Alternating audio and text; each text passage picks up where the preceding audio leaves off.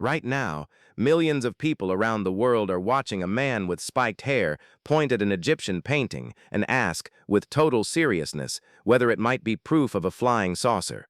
That show has already passed 200 episodes, airs in more than 150 countries, and remains one of the most profitable properties in mystery television. On social media, short clips of that same kind of content pull in tens of millions of views every single month. Across short video platforms, large podcasts, and entire online communities dedicated to debating whether pyramids, temples, and lost cities secretly hide technology that ordinary human beings could never have built. But there is a layer of this story that almost no channel bothers to show. This is not about proving or denying that life exists elsewhere in the universe. It is about understanding, with names, dates, and documents, how a handful of authors turned ancient legends into a multi-billion-dollar commercial product, and how that pushed entire generations away from the real and far more fascinating human story. Today we are going to open up, one by one, 17 of the most famous claims about pyramids, gods from the sky, and impossible technology, drawing on the work of archaeologists, Egyptologists, Assyriologists, historical linguists, biblical scholars, anthropologists, and historians of science, and we are going to place next to each claim exactly what field research, laboratory analysis, and philology have actually found on the ground. By the end, you will understand exactly who benefits every time humanity chooses to believe a myth instead of learning its own real history. Before we go further, a quick and sincere request. This is a small channel, simple, with no sponsor behind it and no big production team. It only stays alive because of the people who watch to the end, comment, and share. If you can consider subscribing, leaving a like, or sending this video to someone who also enjoys these topics, that makes a real difference for us. Now, let us get into it. To understand why so many people believe aliens built the pyramids, we have to go back well before the space age, all the way to the late 1800s. In that period, the Russian-born Helena Blavatsky founded the Theosophical Society and began spreading the idea of superior human races descended from lost continents such as Lemuria and Atlantis, often linked to spiritual masters from other worlds. At the same time, writers such as Augustus Le Plongeon and Ignatius Donnelly argued that history's great civilizations had emerged from advanced external sources, usually mapped onto those same mythical lost continents. That mixture of occultism and speculative archaeology prepared the cultural ground where, decades later, the idea of ancient astronauts would find fertile soil. In the first half of the 20th century, pulp science fiction magazines gave this narrative a decisive push. Writers such as H.P. Lovecraft, Ray Bradbury, and later Arthur C. Clarke wrote about ancient gods who were, in truth, non-human beings, about alien artifacts left behind on Earth, and about star-faring precursor civilizations. Lovecraft himself, through his so-called Cthulhu mythos, deliberately blurred the line between ancient mythology and interstellar visitor stories. Then, with the space race of the 1950s and 1960s, the launch of Sputnik, and the worldwide fascination with rockets, this whole movement gained a fresh vocabulary. Ancient gods stopped being read as spiritual entities or natural forces and were instead reinterpreted as space travelers. It is worth pausing here, because Erich von Däniken did not invent these ideas on his own, and being honest about that is part of this channel's commitment to the truth.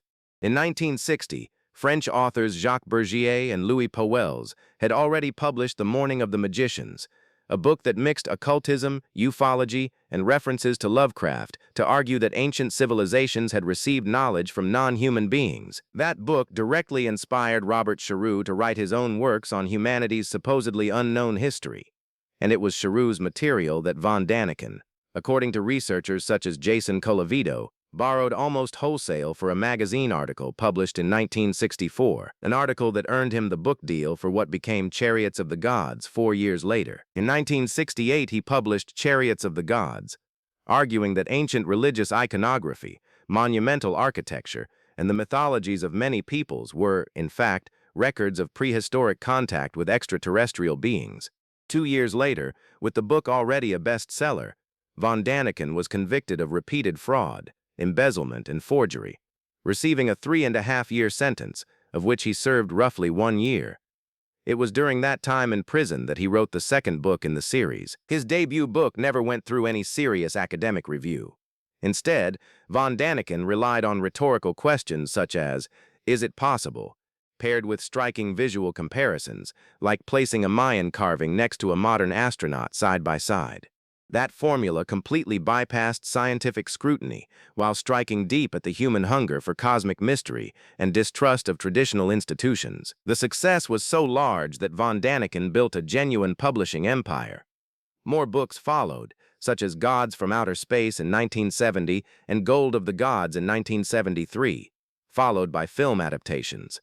Other authors jumped on the wave too, including Robert Charroux himself and Peter Colosimo.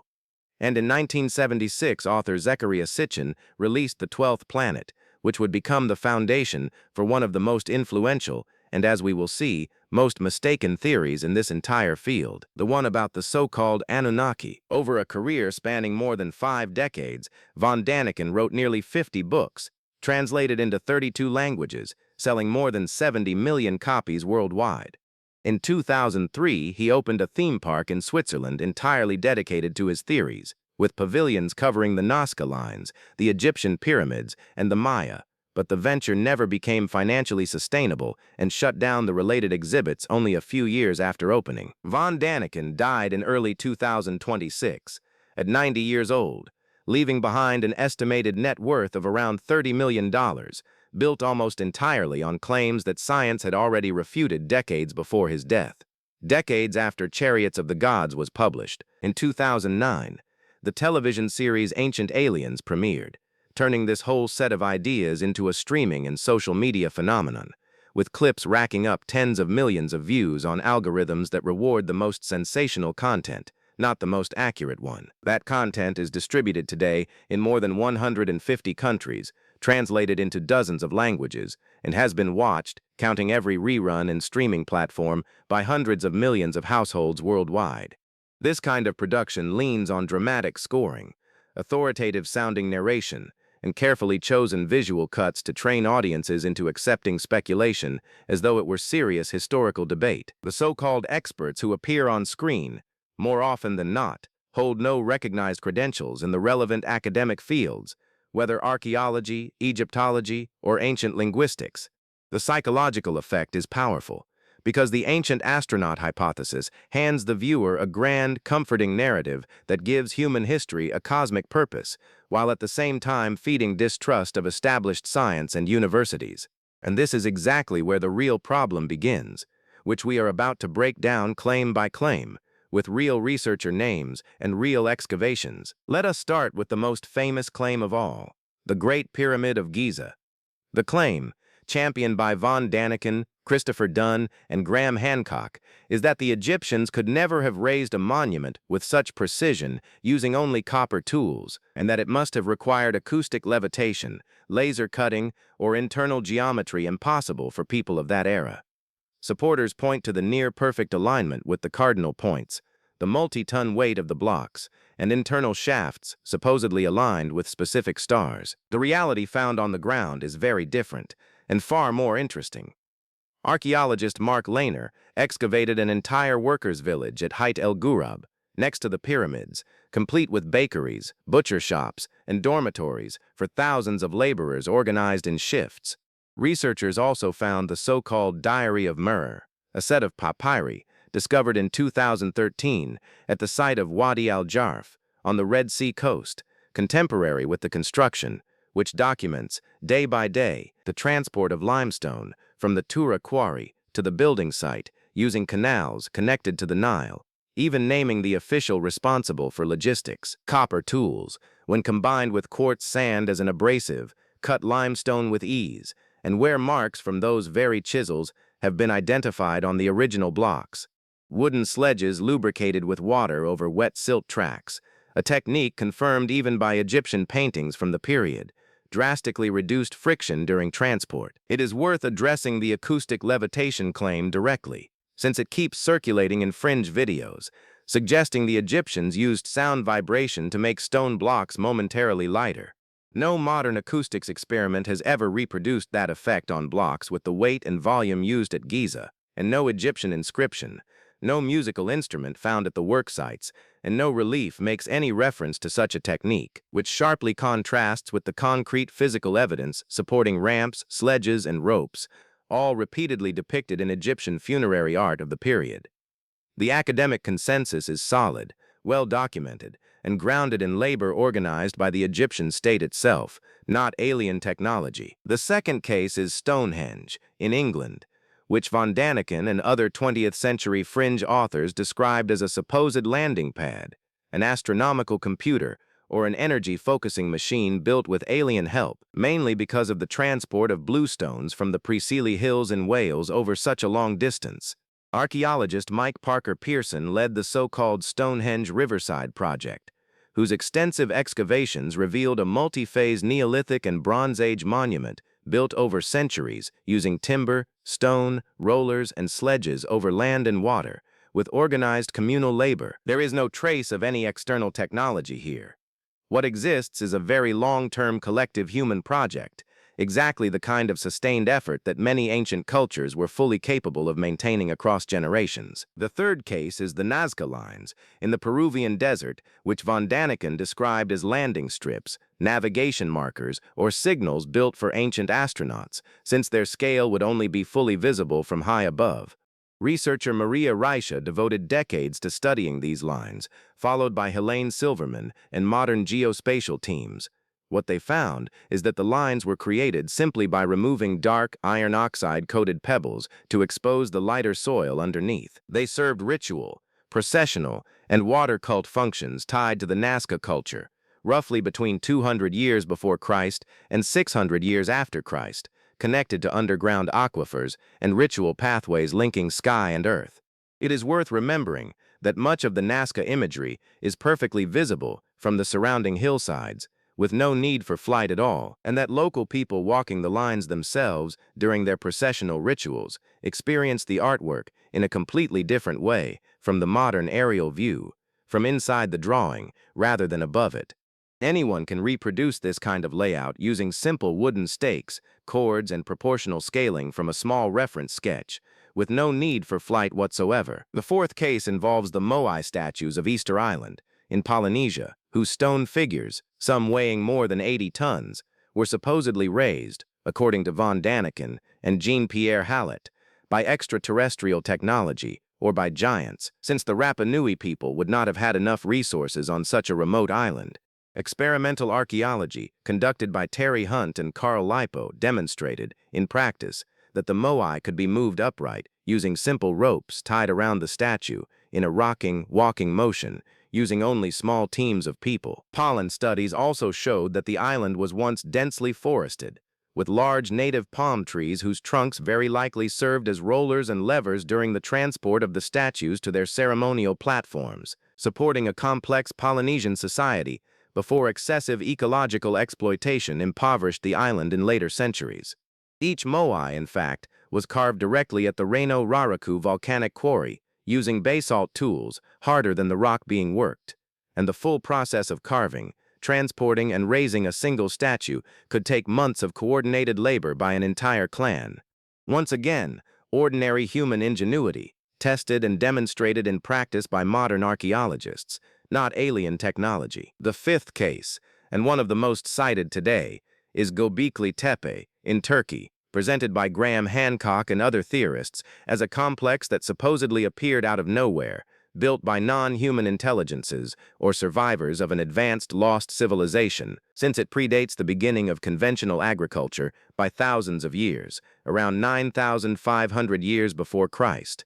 Archaeologist Klaus Schmidt of the German Archaeological Institute led the excavations showing that Gobekli Tepe did not appear isolated or out of nowhere at all. It belongs to a known regional continuum of pre-pottery and epipaleolithic sanctuary sites across Upper Mesopotamia, including sites such as Karahan Tepe and Bonkoklu Tarla, which show gradual social stratification and communal construction predating large-scale grain agriculture. The famous T-shaped pillars, decorated with reliefs of foxes, scorpions, vultures, and boars, were raised and later, at a certain point in the site's history, deliberately buried by their own builders, a ritual behavior archaeologists still study carefully, but one that clearly belongs to a complex human belief system, not an abandoned external technology. It is an extraordinary milestone in the organizational capacity of hunter-gatherers, and that alone is already a remarkable revelation about our own species, with no need for any visitor from another planet. The sixth case involves Sacsayhuaman and Machu Picchu in Peru, where polygonal blocks weighing several tons fit together without mortar and with razor-thin joints, which von Däniken and Giorgio Tsoukalos attribute to laser cutting, stone softening, or anti-gravity technology. Engineer Jean-Pierre Protzen carried out a detailed analysis of Inca stonework and showed that the masons used stone hammers, bronze crowbars, sand abrasives, and a repetitive pounding process that gradually shaped and adjusted each block until it fit perfectly against its neighbor, also using a system of transfer templates to replicate the exact profile of the adjoining stone. Protzen even reproduced this process in field experiments, using replica stone hammers found at the site itself, and demonstrated, in practice, how much time and how many strikes were needed to shape a block of diorite granite into a perfect fit with its neighboring stone. This is an extraordinary feat of craftsmanship, requiring nearly obsessive patience and knowledge passed down across generations of Inca stonemasons, but entirely human, tested and replicated by modern archaeologists using no tools beyond what the Inca themselves would have had available. The seventh case is Pumapunku, in Bolivia, with its H-shaped blocks, extremely flat surfaces, and microscopic drill holes that, according to Graham Hancock and other theorists, would surpass modern industrial capability. Archaeologist Aleksey Vranich and the previously mentioned Jean-Pierre Protzen analyzed the site, which belongs to the Tiwanaku culture, roughly between 500 and 1,000 years after Christ. The blocks were shaped with local stone hammers, obsidian flakes, and sand slurry used as an abrasive agent. The H-shaped blocks were standardized architectural elements, used to interlock drainage channels or reinforce structures, all fabricated entirely with hand tools, something already demonstrated experimentally in modern replicas, where contemporary craftsmen, using only stone tools and sand as an abrasive, managed to reproduce straight cuts and precise angles similar to those found at the original site, even if it took a considerable amount of repetitive work. The idea that these blocks were interchangeable like modern industrial parts also does not hold up closely, since small measurement variations between them show exactly the kind of natural imprecision expected from careful manual work, not an automated production line. The eighth case is the stones of Baalbek in Lebanon, where the so-called Stone of the South and other megalithic blocks, some weighing more than 1,000 tons, would supposedly be impossible to move without alien anti-gravity or heavy-lift spacecraft, according to von Däniken and Zecharia Sitchin. What the actual excavation shows is a Roman imperial construction project tied to the Temple of Jupiter complex. The German Archaeological Institute located several other megaliths in the same quarry and proved that the Romans quarried, leveraged, and transported these stones using enormous timber gantry structures, inclined planes, thousands of organized laborers, and mechanical capstan and pulley systems. It is worth being honest here. The exact transport method for blocks weighing 750 to 800 tons remains, technically, an impressive engineering challenge even by today's standards, and serious researchers still debate the precise details of the Roman method. The so-called trilithon, the set of 3 horizontal stones forming part of the Temple of Jupiter's podium, has blocks weighing between 750 and 800 tons each, and those were indeed successfully quarried, transported, and set into their final position by Roman engineers. Nearby, in the same quarry, sit the so-called Stone of the Pregnant Woman, weighing around 1,000 tons, and the Stone of the South, weighing more than 1,200 tons, both fully carved and ready for use, yet never actually removed from where they were cut. But the largest stone of all, nicknamed the Forgotten Stone, and discovered only in 2014 by the German team, weighing more than 1,600 tons, was never moved at all. It remains partly attached to the quarry floor because the rock quality along one edge proved unsuitable for safe transport, and the quarry, notably, sits at a higher elevation than the temple, meaning no stone ever needed to be lifted, only lowered toward the complex, with gravity working in the Roman engineer's favor. We have now reached one of the most elegant cases in this entire investigation, the Antikythera mechanism. This device, recovered from a Greek shipwreck in 1901, is a bronze machine with more than 30 gears, dated to roughly 150 to 100 years before Christ, so sophisticated that von Däniken and other fringe researchers classified it as an out-of-place artifact, too technologically advanced for ancient Greece, suggesting alien knowledge transfer or input from a lost civilization. The Antikythera Mechanism Research Project, led by Tony Freeth, first at Cardiff University and later at University College London, used extremely high-resolution X-ray computed tomography to reveal what was hidden inside the corroded fragments. A study published in 2021 in the journal Scientific Reports demonstrated how the reconstructed gears could predict eclipses, track the 19-year metonic cycle, recreate the moon's irregular orbit, and possibly display the positions of the 5 planets known in antiquity. More recently, in 2024, researchers at the University of Glasgow, specialists in gravitational waves, repurposed their own statistical tools to confirm that the mechanism's calendar ring had 354 holes, matching a lunar year. The Greek inscriptions found on the device describe exactly these functions in language accessible to the device's own owner, essentially an ancient instruction manual. This is, without exaggeration, the pinnacle of Hellenistic mechanical engineering, fully consistent with the surviving texts of Archimedes and Cicero. It is not a misunderstood alien artifact. It is living proof that ancient Greeks could build mechanical astronomical clocks using bronze, mathematics, and patience. It is worth noting that the scientific community pushed back on this kind of claim early on. Astronomer and science communicator Carl Sagan publicly remarked that the popularity of this kind of careless writing, whose central thesis suggests our ancestors were incapable of great achievements on their own, offered a sobering picture of the credulity of the era. Other researchers, such as anthropologist Kenneth Feder, also pointed out that crediting alien visitors with ancient engineering feats rather than the very peoples who designed and built these structures diminishes human intelligence and, in many historical cases, carries a bias that specifically underestimates non-European civilizations, a pattern that resurfaces uncomfortably often throughout this entire investigation. Think about the contrast we just walked through.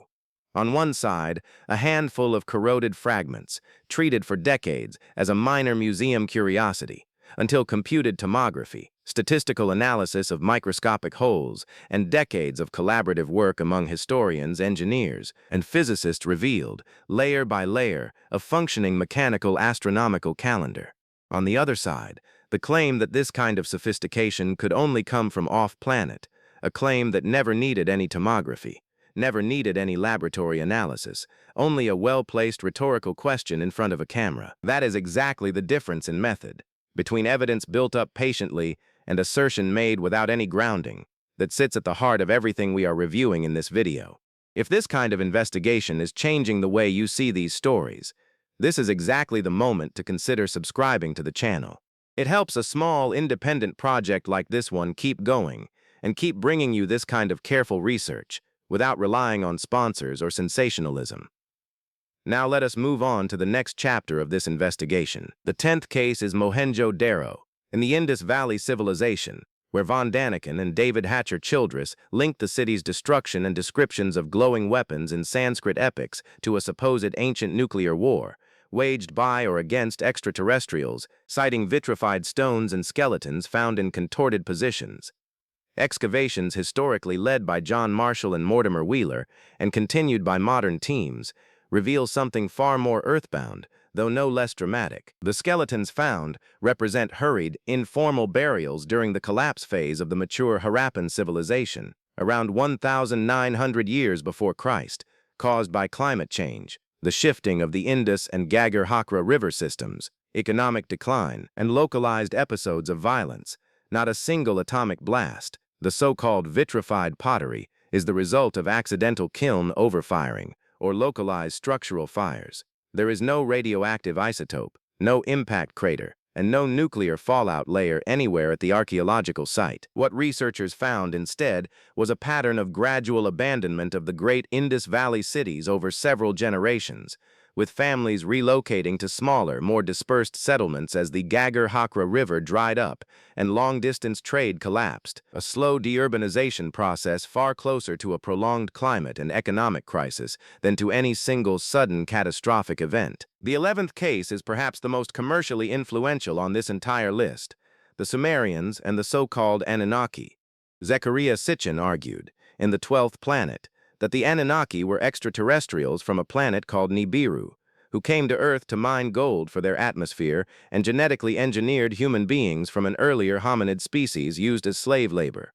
This claim rests on misreadings of cuneiform creation epics, such as the Enuma Elish and the Atrahasis, plus iconography showing winged beings or star symbols. Leading Assyriologists and Sumerologists, such as Samuel Noah Kramer, Irving Finkel, and Stephanie Dalley, devoted their careers to decoding these cuneiform tablets, and the conclusion is unanimous. The Anunnaki are indigenous Mesopotamian chthonic deities, associated with the underworld and the pantheon of the god Anu, not physical astronauts from a 12th planet. The term Nibiru itself, in Babylonian astronomy, refers to a celestial crossing point, most likely associated with Jupiter or the god Marduk, not a hidden planet beyond Neptune. The creation of humanity in these myths reflects an ancient Near Eastern theological model about divine service and labor, with no premise whatsoever of genetic engineering or gold mining. Sitchin's translations depend on serious linguistic distortions, inventing definitions for standard Akkadian and Sumerian terms that no recognized specialist in Mesopotamian philology accepts. It is worth explaining what the original texts actually say, because the real mythology of Mesopotamia is extraordinary in its own right. In the poem Atrahasis, the lesser gods rebel against the excessive burden of agricultural and irrigation labor imposed on them by the greater gods, and it is to relieve that burden that humanity is molded from clay mixed with the flesh and blood of a sacrificed deity, a myth about labor, divine hierarchy, and the human condition, not laboratory genetic engineering. Sitchin reinterpreted Sumerian words that simply mean a unit of time or a common celestial cycle as if they referred to an entire planet hidden beyond Neptune, a reading no university Assyriology department has ever validated, and one that to this day no telescope, no space mission, and no orbital calculation has ever confirmed. The 12th case concerns the Vimanas of the Indian epics, the Mahabharata, the Ramayana, and the text known as the Vaimanika Shastra describe, according to von Däniken, David Hatcher Childress, and various fringe nationalist writers, mechanical aircraft equipped with anti-gravity, missiles, and guidance systems, operated by ancient Indians under alien guidance, citing poetic descriptions of chariots crossing the clouds and weapons of mass destruction. Classical Sanskrit scholars, such as Wendy Doniger and A.L. Basham, show that the word Vimana in classical Sanskrit literature originally denotes a celestial palace of the gods, a temple tower, or a chariot of the mind used by divine beings in epic poetry, a mythological device equivalent to the flying carpets of Arabian folklore or the winged chariots of classical Western mythology.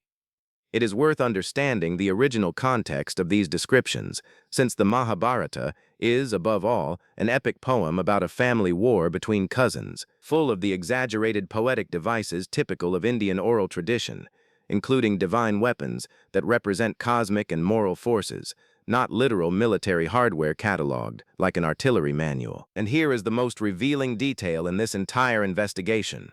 The Vaimanika Shastra, treated as though it were an ancient engineering manual, was in fact dictated between 1918 and 1923 by a mystic named Pandit Subbaraya Shastri, who claimed he was psychically receiving the knowledge from the sage Bharadvaja.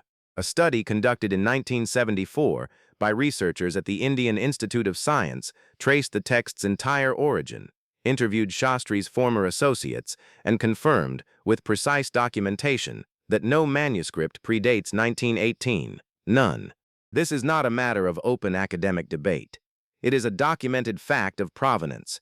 What is more, technical analysis showed the text does not even explain how these Vimanas would actually fly, lacking any real exposition of aerodynamic theory. The 13th case is one of the most fascinating precisely because it involves an honest mistake rather than deliberate invention, the so-called serious question and the doggone people of Mali.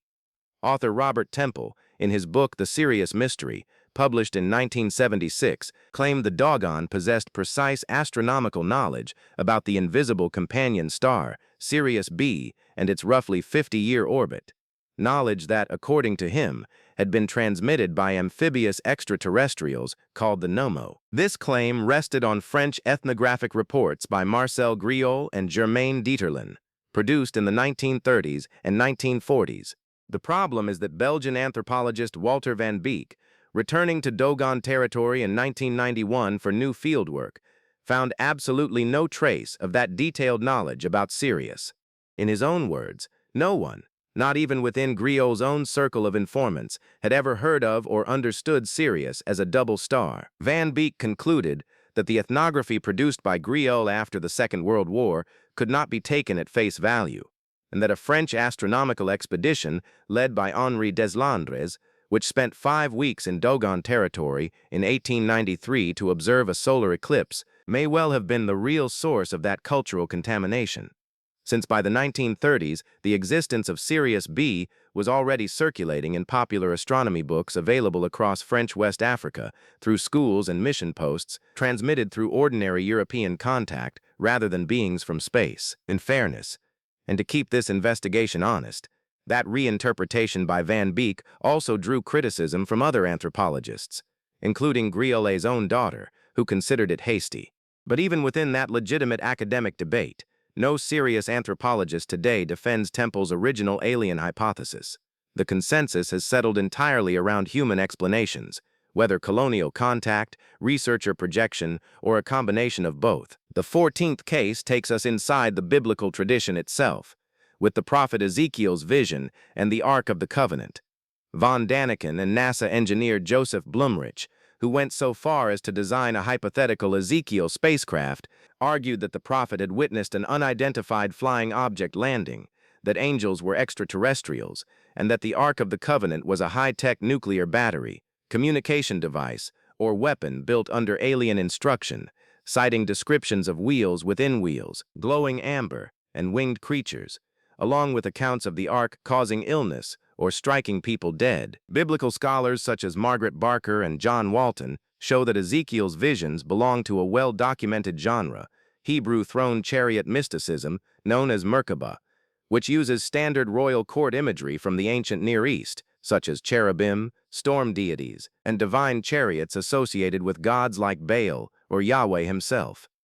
The Ark of the Covenant functioned as a portable sacred receptacle, common in Levantine temple practice, holding the covenant tablets, while the electrical phenomena attributed to it are modern anachronistic projections onto ancient ritual taboos surrounding sacred objects, a retroactive fantasy layered onto purity rules that had nothing technological about them. Similar sacred arks and receptacles, used to hold cult objects and carried in procession by priests, appeared documented in temples of other ancient Near Eastern cultures from the same period, which reinforces that the biblical ark fits within a well-established regional religious practice, rather than standing isolated or technologically inexplicable. The 15th case is the Book of Enoch and the so-called Watchers.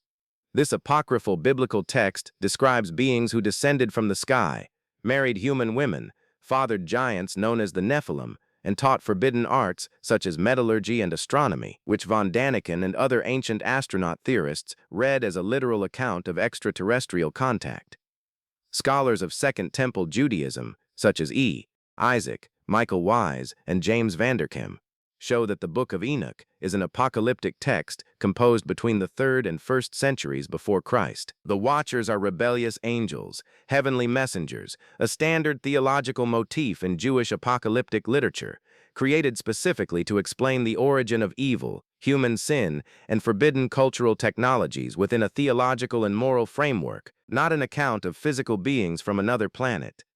Fragments of this same text were found among the Dead Sea Scrolls in caves near the site of Qumran, proving it was already circulating widely among Jewish communities centuries before the start of the Christian era, always read within a religious and moral context, never as a historical account of physical contact with beings from another world. The 16th case turns our attention to Mesoamerica and the Andes.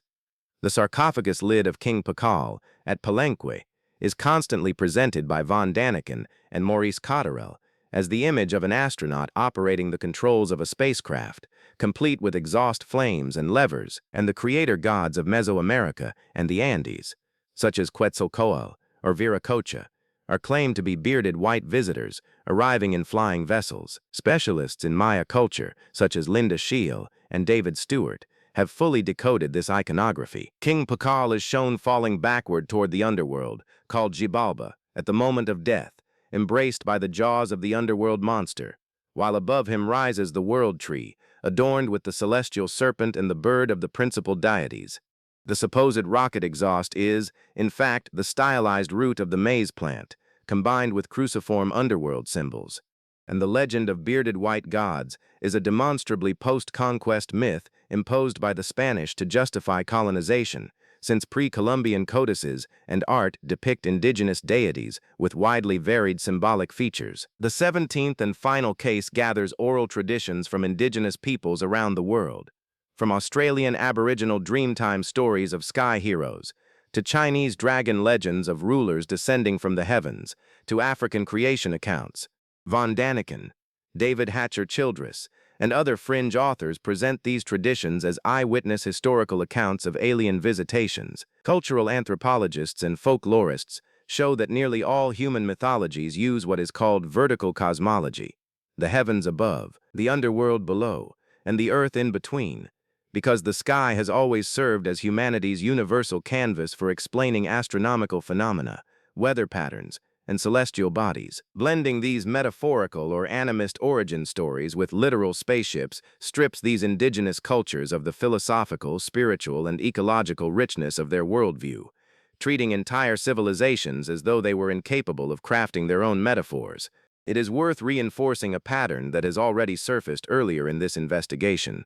Around Baalbek, Sacsayhuaman, and Pumapunku, it is almost always the ingenuity of non-European peoples that supposedly needs an extra explanation, whether alien or a lost civilization, while European Gothic cathedrals, with their complex vaulting and elaborate stained glass, rarely receive the same skeptical treatment. Anthropologists such as Kenneth Feder have already called attention to this uncomfortable pattern, which often reveals more about the biases of the people writing these theories than about any real mystery in the civilizations they study. Having worked through 17 entirely different claims, a pattern jumps out. This whole hypothesis rests on one fundamental category error, treating metaphor, poetry, and symbolic religious art as though they were literal technical documentation. Ancient societies did not have modern scientific vocabulary.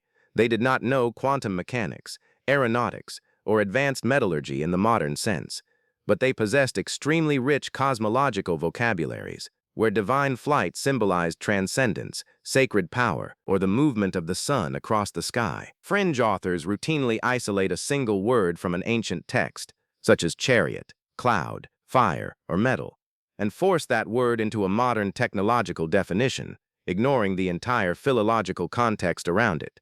Reading a Sumerian hymn or a Maya stela through the lens of Cold War science fiction completely destroys the real historical meaning of those texts, reducing sophisticated spiritual literature to a cheap imitation of pulp fiction. It is worth directly dismantling the central premise underlying almost all of these claims: the idea that ancient human beings simply could not have built monumental structures without outside help. Pyramid construction used organized shift labor, copper chisels that cut limestone easily when paired with quartz sand as an abrasive, wooden sledges lubricated over wet silt tracks, and earthen ramps. Megalith transport has been demonstrated experimentally in many parts of the world, using rollers, levers, counterweights, and coordinated teams of workers. Ancient surveyors used basic geometry, plumb lines, water levels equivalent to Greek dioptras, astronomical instruments known as merkets, and shadow-casting rods to achieve millimeter-level alignments. None of these techniques required advanced mathematics in the modern sense, but they did require something equally valuable: generation after generation of craftsmen, architects, and surveyors accumulating and refining practical knowledge, tested in practice, corrected through error, and passed down orally or through apprenticeships. The kind of collective wisdom that no human civilization has ever failed to develop when it had the time, the social organization, and the motivation. Human engineering alone is entirely sufficient to explain every ancient structure ever found on Earth, with no need to invoke any extraterrestrial intervention. What about the physical evidence itself? A comprehensive audit of this kind of evidence worldwide delivers a direct result: alien technology. None. No piece has ever been recovered or authenticated by any accredited scientific institution. Alien metals or alloys? None. Since metallurgical analyses of ancient artifacts, including Damascus steel, Roman concrete, and Inca bronze, consistently reveal terrestrial mineral sources and common human smelting techniques. Alien DNA? None, since paleogenomics has mapped thousands of ancient human and hominid genomes, including Neanderthals and Denisovans, showing continuous human evolutionary descent with no external artificial genetic intervention whatsoever.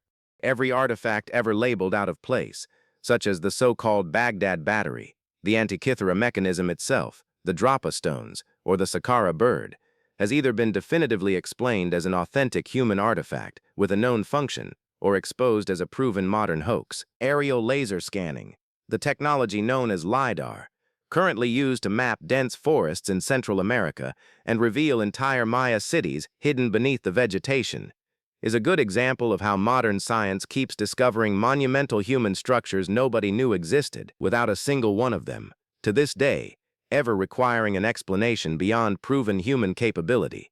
After more than a century of intensive scientific excavation, stratigraphic analysis, radiocarbon dating, genetic sequencing, and that same aerial laser scanning, not one excavation, out of millions carried out around the planet, has ever produced verified evidence of extraterrestrial intervention. It is important to carefully separate serious science from pseudoscience, disguised as science. There is a legitimate, rigorous search for life beyond Earth, carried out through programs such as SETI, exoplanet characterization using the James Webb Space Telescope, the Drake equation, and the astrobiological search for biosignatures on Mars, Europa, and Enceladus.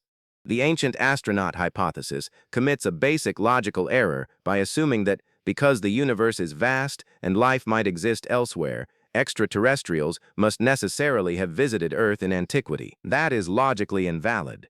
The sheer scale of interstellar distances, combined with the total absence of archaeological traces, makes ancient visitation extremely improbable, even in a universe where intelligent life exists somewhere else. Belief in ancient astronaut claims persists thanks to reasoning errors that repeat, with small variations, across nearly all 17 claims we just reviewed. There is the argument from ignorance, summed up as, "We do not fully understand how this ancient people raised that stone, therefore it must have been aliens." There is the so-called alien of the gaps, attributing any unsolved historical mystery immediately to extraterrestrials.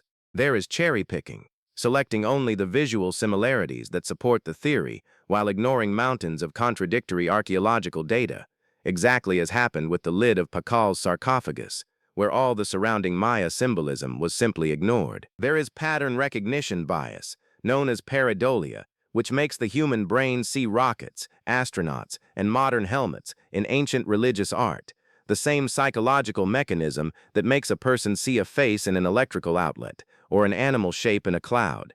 There is also the reversal of the burden of proof, when fringe theorists demand that archaeology definitively prove the absence of aliens, instead of presenting positive, verifiable physical evidence for their own claim. And there is the appeal to mystery and conspiratorial thinking, which dismisses academic consensus as though it were simply a closed-minded cover-up, ignoring the fact that thousands of independent researchers across dozens of countries, universities, and scientific traditions arrived at exactly the same conclusions while working entirely separately from one another. So we arrive at the question that really matters, the one that gives this video its title. Why does this theory remain so popular, even after decades of documented refutation? The answer has 3 layers, and it is worth understanding each one carefully, because together they explain why. Refutation after refutation, decade after decade, this kind of content simply does not lose steam. The first layer is psychological, because this hypothesis satisfies the human desire for wonder, cosmic connection, and the feeling that our species holds a special place in the universe, something far more emotionally comfortable than accepting that we are simply one more species that, over millennia, solved engineering problems through trial, error, and cooperation, with no cosmic shortcut involved. The second layer is economic and structural, because streaming algorithms, television ratings, and book sales heavily reward high engagement sensationalism over historical reality, which tends to be slower, more complex, and less visually striking on screen, since a solid scientific refutation rarely competes, in pace and drama, with a rhetorical question followed by tense music and a cut to a pyramid at sunset. The third layer is social, because anti-establishment narratives feed a broad distrust of academic and scientific institutions,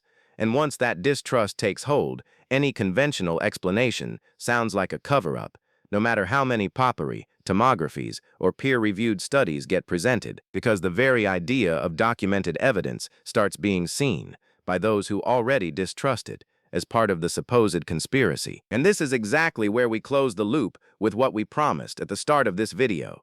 Authors, television hosts, and entire channels keep making a living, literally, off recycled myths.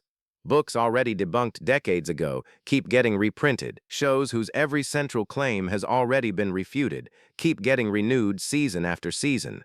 And the reason is simple. This kind of content generates clicks, audience, and advertising revenue far faster than a careful, well-grounded archaeological explanation ever could. The Ancient Aliens series alone has racked up more than 20 seasons and hundreds of episodes on American television, almost always with von Däniken himself appearing as a recurring guest well into his final years, repeating in every new episode a variation of the same 17 claims we just took apart here, one by one, with researcher names, publication years, and scientific method. Before closing, one last point of honesty.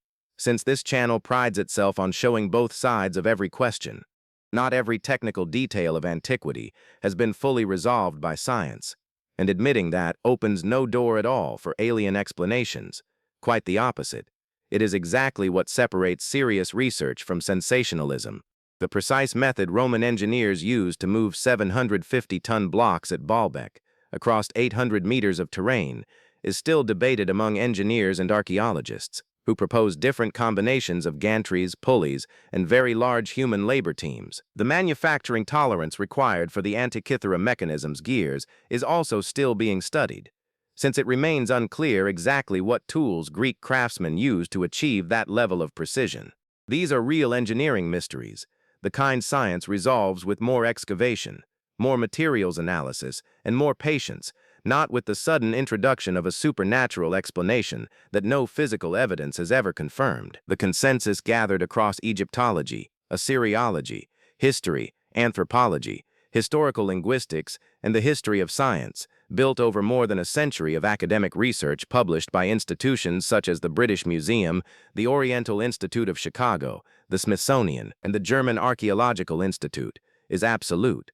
There is no credible evidence supporting the ancient astronaut hypothesis. Every monument, every text, and every achievement of ancient civilizations is the product of human ingenuity, cultural evolution, trial and error, and real historical development. And that story, told honestly, is far more impressive than any invented version sold by someone who needs a mystery to survive. Knowing that an entire village of Egyptian workers organized shifts, was paid in bread and beer, and raised, with their own hands, the most famous monument on the planet, is more inspiring than imagining an alien spacecraft doing the work for them. Knowing that a handful of Greek craftsmen, without electricity or computers, managed to predict eclipses using bronze gears, is more impressive than crediting that feat to visitors from another world.